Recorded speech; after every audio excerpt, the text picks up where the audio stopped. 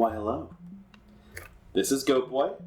Today, we're talking about something I've been waiting for a long time, the new Beast Snagga box from Warhammer 40k. I'm pretty excited about this thing. I'm super glad it finally came in. To make it even more exciting, I'm just going to go ahead and open it up right here in front of you. Oh man, it's one of those fold-in box things. Why isn't this in this box? The most important thing in this box is the data cards. No, this is the most important thing in the box. The new book. Sprues is normal. You don't care about that. I don't really care about that either. I mean, I do because I'm going to build them.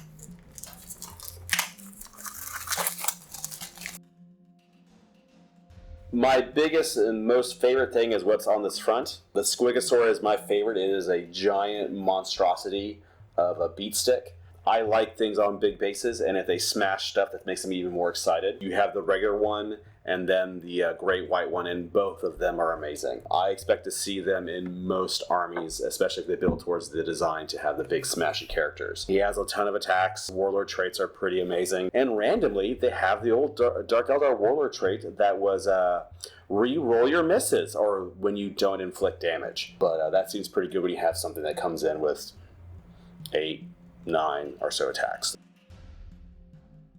So a big change is this is no longer a book about having giant mobs of boys. They lost their old mob rule, which their leadership was how many models they had. That's gone. Mob rule means they don't count for half strength in a destruction test if there's a mob unit that's over half strength near them.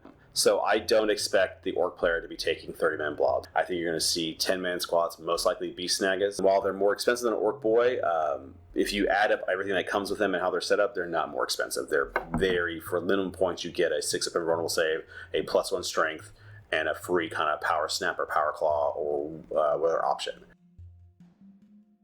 They kind of did a really good job of fixing the buggies. The buggies were always a problem in the old Ork Codex. They always felt overcosted. Didn't feel like it did enough beyond a few special circumstances when you use the Psychic Awakening upgrades. They lost some of those kind of interesting Psychic Awakening upgrades, but I think they kind of went a better job on some of them to make them better or make them more useful. They no longer deploy and separately as a separate kind of units. They kind of go together. And the fact that they get Ramshackle at toughness 6 makes them randomly hard to deal with. The clan cultures or the clans had a decent update change that allowed them to be a little more interesting. Yes, they kind of nerfed the Evil Sons, but all the other ones, I feel you have options that are all good. I'm probably going to go Goths because I like assaulting, I like punching stuff. There's a ton of different builds in this book. You've got, Assault Beast Snagga build. You can probably have a Truck Boy build with trucks. You can make an Imperial Knight Army, basically, utilizing the Morkanaut and Gorkanaut. I'm excited about this book because I did not like the way the old Orks played. They would do a lot more. It's a very static army. You'd have a lot of mech guns. You'd have waves of boys kind of protecting this, and it wasn't very fun to interact with. And so it just didn't feel Ork. That's why I never really brought them out in the new edition beyond once or twice. And just while this book has me much more excited because this army is not going to be staying. So this army is going to be moving. It's going to be doing stuff and everything else. It really feels like a book that you can do a lot with.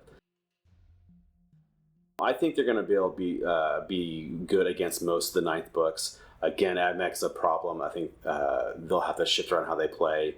This is going to be a very heavy assault army. They can do a lot of damage, like getting in close and kind of tying them up as they go around and score. And I'm going to guess that's how we're going to see it working until AdMech get changed or get a shift. Oh yeah, be prepared to hear WOG again in tournaments because it's going to start happening. Thanks for watching. This is Goatboy with Bowls. See you next time as I probably review, hopefully, the Thousand Suns and Grey Knights when they come out. Check you later.